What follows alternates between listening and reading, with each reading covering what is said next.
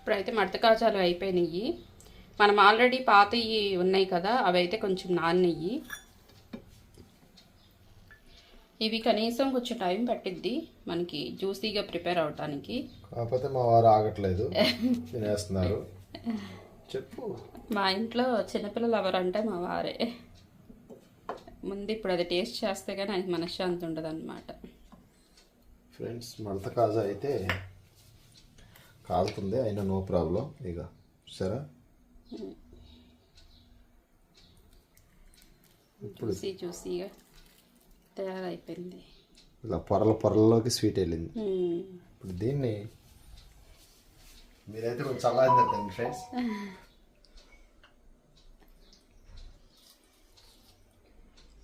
రసం కారుతుంది. సూపర్. ఇక స్వీట్ కూడా పెట్టించవచ్చు ఫ్రెండ్స్. కూర నచ్చితే కర్రీస్ పాయింట్ పెట్టిస్తానంటారు, స్వీట్ నచ్చితే స్వీట్ కొట్టు పెట్టిస్తానంటారు. పాకం కూడా పర్ఫెక్ట్గా ఉంది